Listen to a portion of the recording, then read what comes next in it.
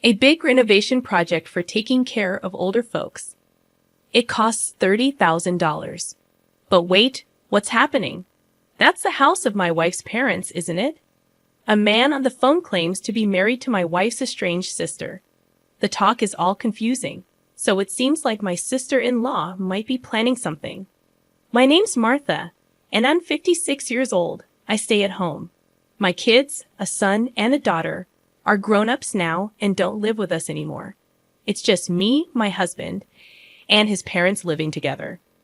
We all get along well, which is nice because I lost my own parents when I was young. My husband and I were supposed to live with his parents when we got married, but my mother-in-law, who had a tough time with her own mother-in-law, had the house changed so we could have our own space. Even though we share the house, we each have our own private area. That's probably why we get along so well.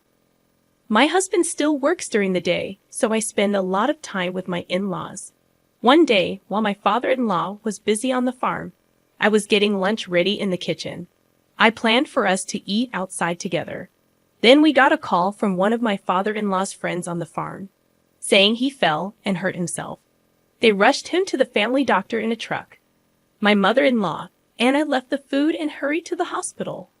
When we got to the hospital, they were rushing my father-in-law into emergency surgery. Despite seeming healthy, he was in his 80s, and recovering from a fracture would be tough at his age.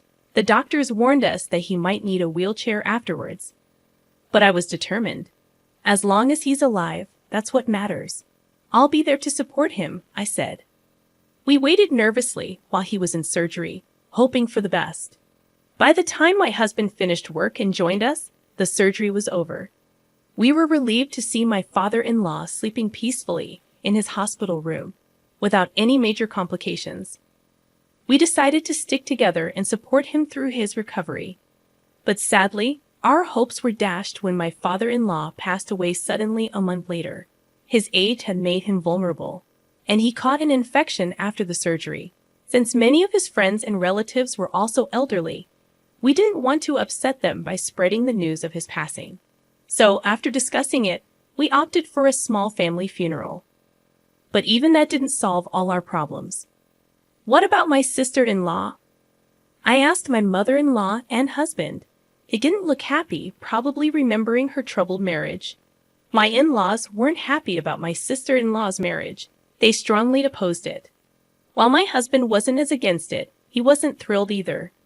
This created tension between them, and their relationship became distant. But she was still their daughter, so shouldn't she be allowed to attend the funeral?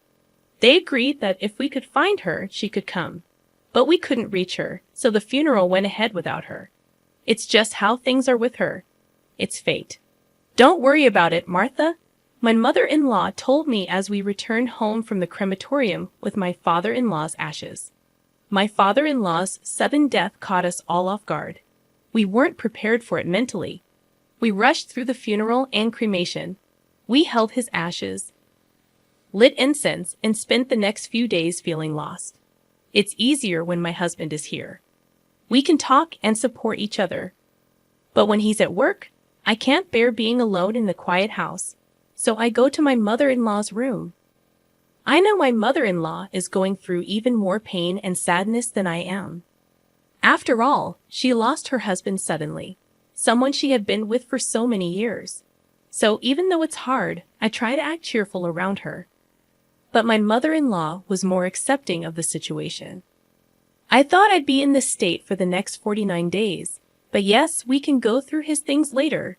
But you know, I'm already over 80, my mother-in-law said. You look so young for your age, mother-in-law, I replied. Not being sick often, she'd mentioned that the only time she was ever in the hospital was when she gave birth. Basically, she was telling us that she's healthy and we don't need to worry about her. You're so kind, Martha, but while I can still move around, I want to go through our things, including his, she said. I get it. It's important to keep those memories safe, like my father-in-law's belongings, I replied. Got it. Just tell me if you need any help, I offered. She asked me right away to help her reach things that were too high for her. As we looked at old photos of my father-in-law, my mother-in-law happily talked about their younger days. sharing stories about their trips and adventures. I listened closely, nodding along. The phone rang, breaking the quiet of the room. Since my mother-in-law doesn't use a smartphone, the landline is her main way of communicating. I wonder who's calling. Only a few people usually call, and they're all close friends who know what's been going on, I thought. It could be important.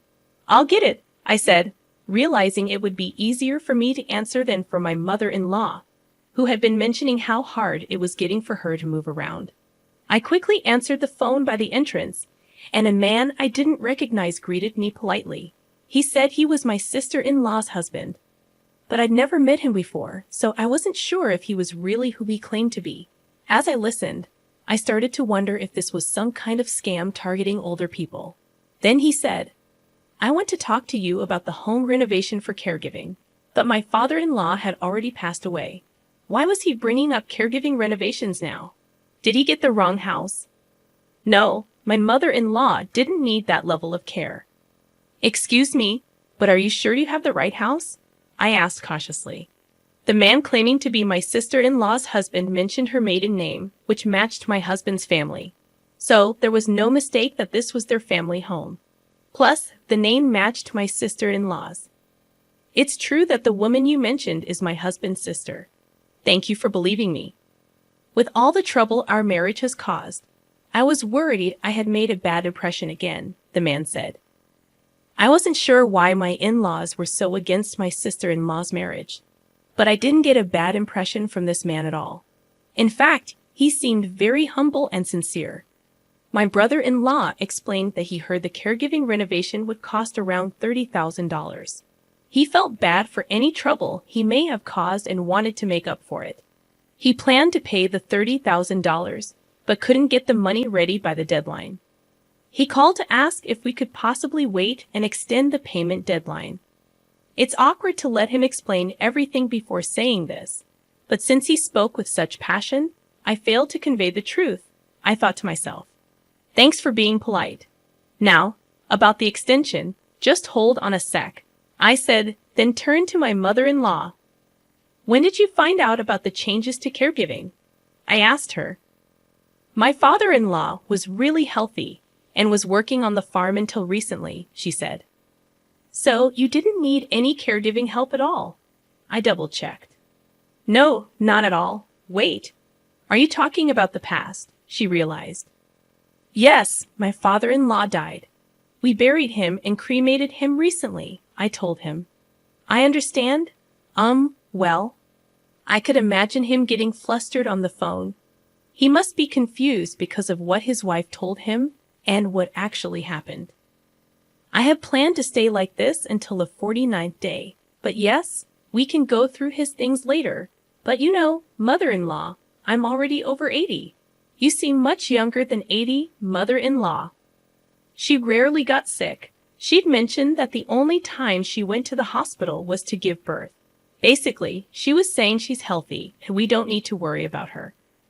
You're thoughtful, Martha, but as long as I can still move around, I want to organize my stuff, and his too. I get it. I don't want anyone else going through my father-in-law's things and memories either. Got it.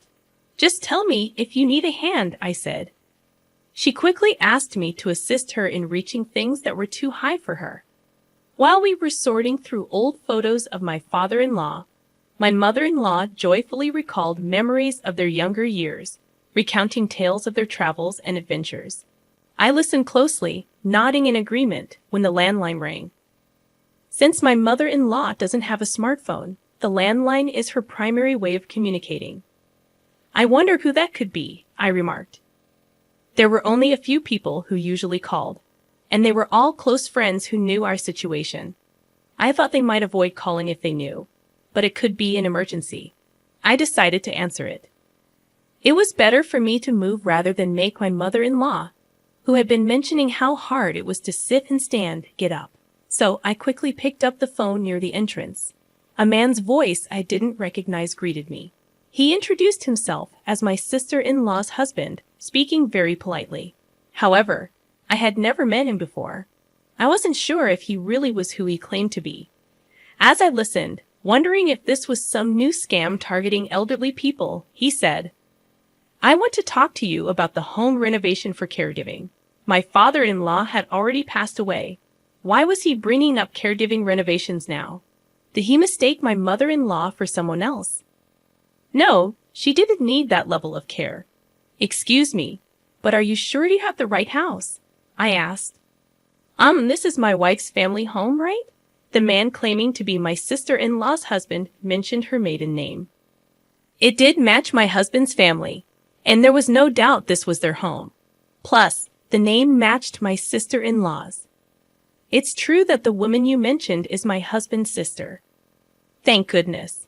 Thank you for believing me. With all the trouble our marriage has caused, I was worried I had made a bad impression again. I don't understand why my in-laws were so against my sister-in-law's marriage, but I don't feel any negativity towards this man. In fact, he seems really humble and sincere. According to my brother-in-law, he heard that the cost of caregiving renovations would be around $30,000. He wants to do his best to make up for any inconvenience he may have caused. He shared all this with me, seeming genuinely honest. I asked him how the story about my father-in-law needing care came up. He brought it up a few years back.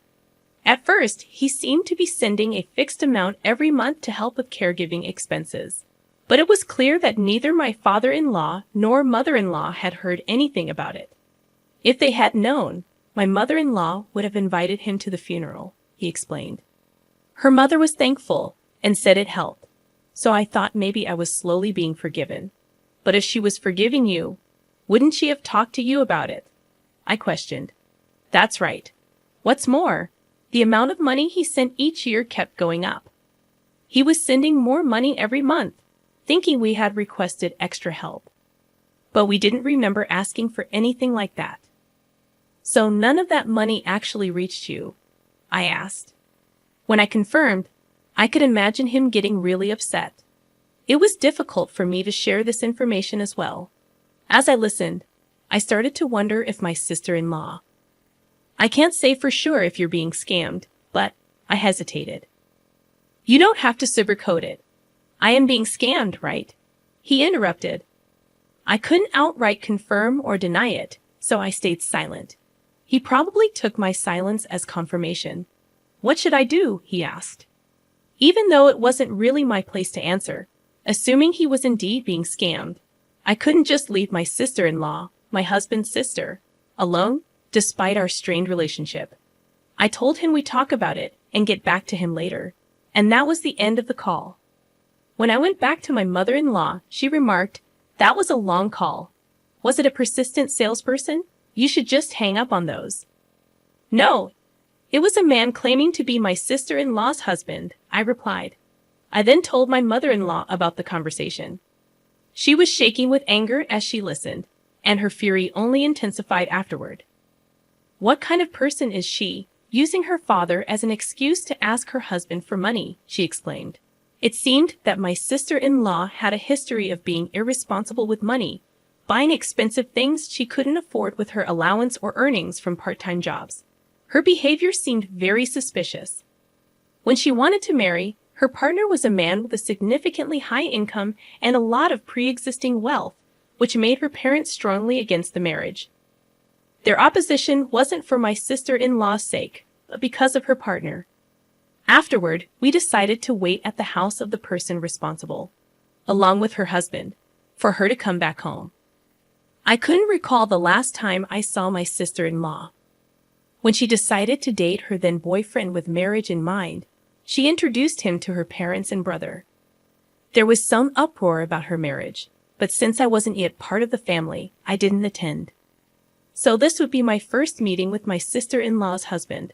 From what I gathered over the phone, he seemed sincere and pleasant. I had heard he earned well, but he didn't seem to live extravagantly. It seemed he was trying to live modestly.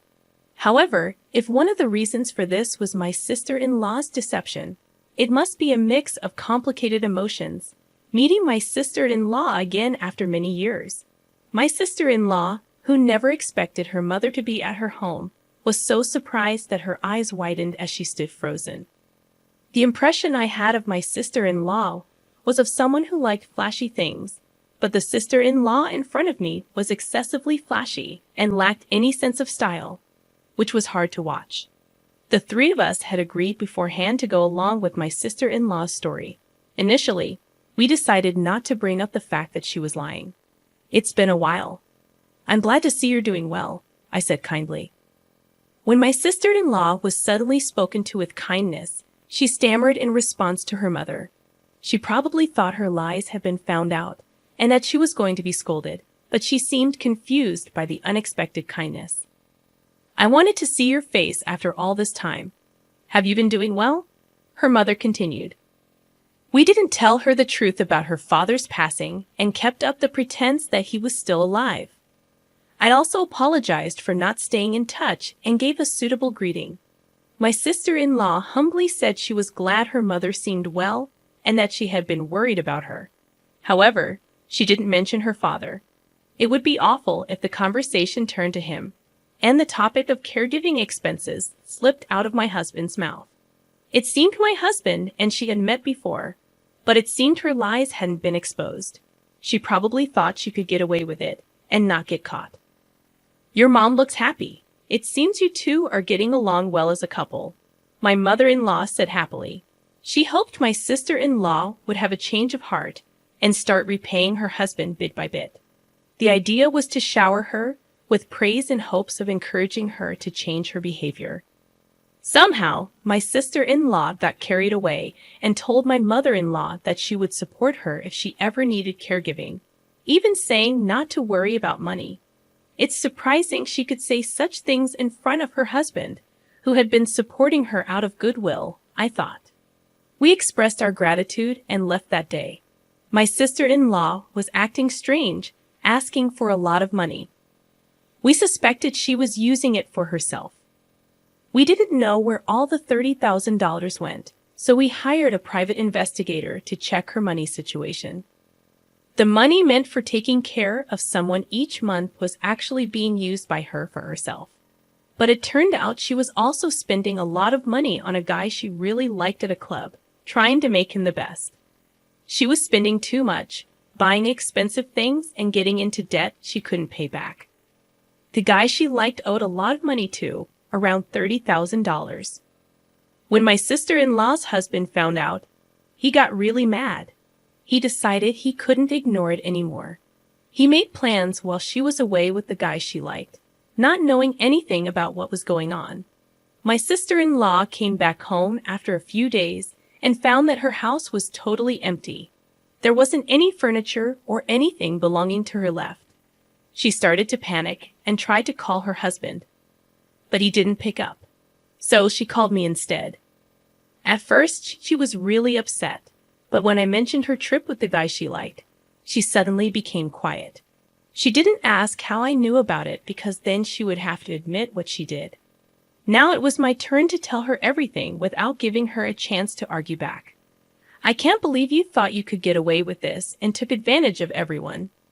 You betrayed your mother, your husband, and now it's hard to see anyone wanting to help you, I told her firmly. I also mentioned that the excuse she used about her father-in-law wasn't valid anymore because he had passed away. I understood she didn't know about his death, but it was still wrong to use her father's situation to ask for money. I let her know that her ex-husband also found out the truth, and feeling abandoned, she screamed like a mad person over the phone. Her ex-husband didn't want to talk to her, and to avoid troubling my elderly mother-in-law any further, I offered to be the middle person between them and my sister-in-law. She kept causing a scene over the phone. It was kind of sad to see her like this, not even realizing her father had passed away and still using him as an excuse. She might feel sorry for it later, but it's too late now. I gave her one final message. Your ex-husband plans to ask for all the money back that you gave to the guy at the club. You'll have to find a way to pay off the $30,000 debt on your own. Later, she got legal documents from a lawyer. She wanted to talk to her husband about it, but he refused. He was really angry and didn't want anything to do with his ex-wife, even for legal stuff. Without any agreement, my sister-in-law had to live on a tight budget and work hard. She couldn't afford to spend money at the club anymore, and the guy she liked stopped paying attention to her, leaving her with just the big debt she owed. Sometimes scary debt collectors would come around. My sister-in-law was naturally scared, always worrying about the lawyer's letters and the debt collectors showing up. As for the rest of us, we went back to our normal lives. It took a while to go through my father-in-law's things, but we decided to move on as a family, including his part. Recently, my mother-in-law has been getting weaker, and I think she might need care soon. Since we couldn't help my father-in-law, my husband and I agreed to do our best for my mother-in-law.